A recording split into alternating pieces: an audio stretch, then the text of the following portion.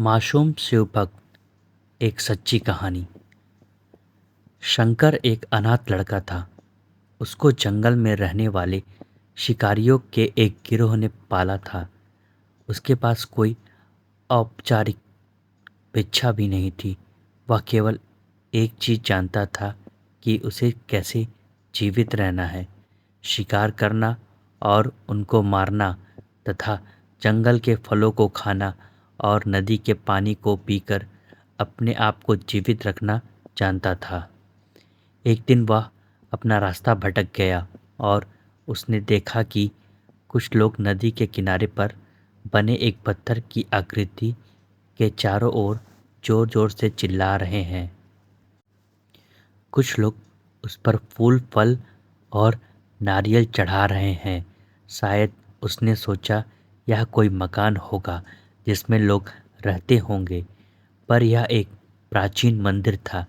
लेकिन शंकर ने इसे पहले कभी नहीं देखा था, पर इसके बारे में जानने के लिए वह काफ़ी उत्सुक था। उसने तब तक इंतज़ार किया जब तक कि लगभग सभी लोग उस मंदिर से चले नहीं गए। अंत में उसने एक युवा लड़के को पत्थर की इमारत से बाहर आते देखा और उससे बात करने का फैसला किया। और शंकर ने उससे अपने मन में आए कई सवाल पूछे। उसका पहला प्रश्न था, इस इमारत को क्या कहा जाता है? लोग अपने साथ क्या लाते हैं? फिर उन चीज़ों को अंदर वाली इमारत में क्यों छोड़कर वापस आ जाते हैं? चीज़ों को अपने साथ लाना और इन्हें उसके अंदर छोड़कर वापस चले जाने का वह लड़का शंकर की अज्ञानता व मासूमियत पर बहुत ही हैरान था और उसके सवालों से चकित भी था। पर यह वह नहीं जानता था कि वह पास के जंगल में रहता है और शिकार करके ही अपना जीवन यापन करता है। लेकिन फिर भी उसके सवालों के जवाब देने की पूरी कोशिश की। उसने शंकर को बताया, यह भगवान शिव का मंदिर है। लोग यहाँ उन्हें फल और फूल चढ़ाने आते हैं। वे शिव भगवान से जो चाहते हैं वह मांगते हैं और शिव उनकी सभी की प्रार्थनाओं को सुनते हैं। यह सुनकर शंकर तुरंत मंदिर जाना था चाहता था। लड़के ने उसे अंदर का रास्ता दिखाया और शिवलिंग के बारे में बताया। शंकर ने मासूमियत से लड़के से पूछा, यह शिवलिंग क्या चीज़ है और हमें क्या देता है? लड़के ने बताया, हम शिव से जो मांगते हैं वह हमें दे देता है। हम सब ऐसा मानते हैं। लड़के ने कहा, अब अंधेरा हो रहा है, अब मुझे घर जाना होगा। और वह शंकर को वहीं अकेला छोड़कर चला गया। शंकर ने झिझकते हुए मंदिर में फिर से प्रवेश किया। वह कोने में बैठ गया और सोचा, एक पत्थर किसी को वह चीज़ कैसे दे सकता है जो वो चाहते हैं? इसलिए उसने इसका परीक्षण करने का फैसला किया और उसने पत्थर की प्रतिमा से कहा, हे शिव, कृपया मुझे पर्याप्त शिकार करने दें ताकि मैं भूखा न रहूं। मेरे पास आपको चढ़ाने के लिए कोई फल या फूल नहीं है, लेकिन यदि आप मुझे शिकार देते हैं तो मैं उसे आपके साथ साझा करूंगा। मैं वादा करता हूँ कि मैं आपको धोखा नहीं दूंगा।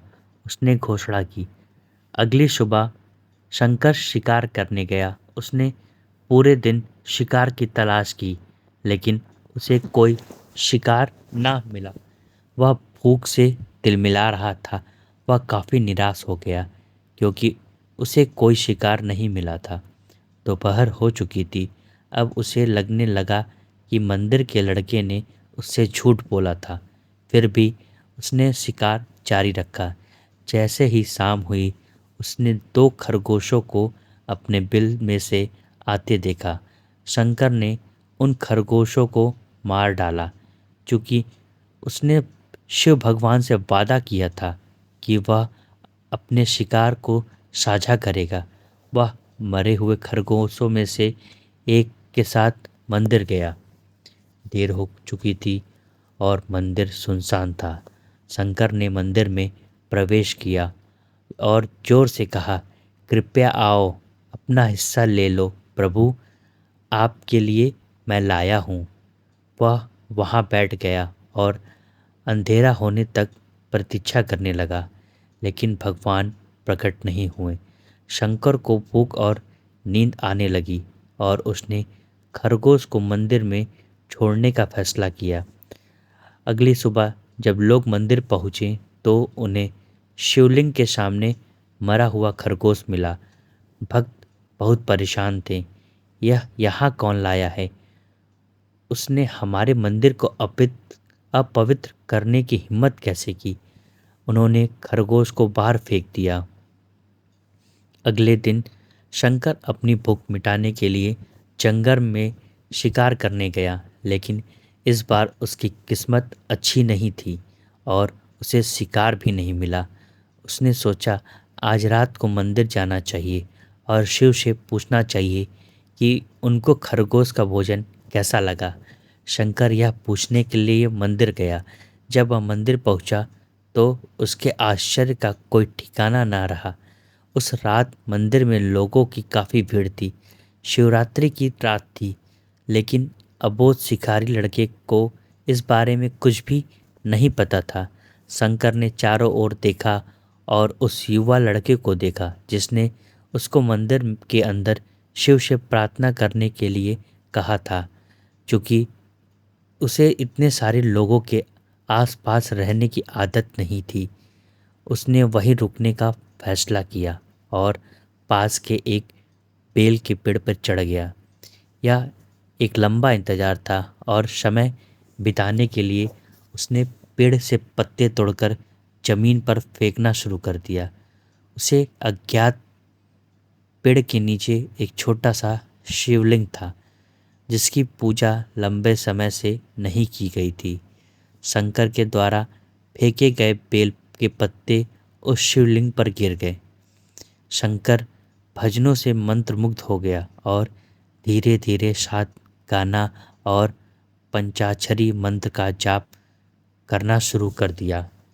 रात भोर में बदल गई और सभी शिव भक्त मंदिर से चले गए। शंकर पेड़ से उतरा और मंदिर में प्रवेश किया।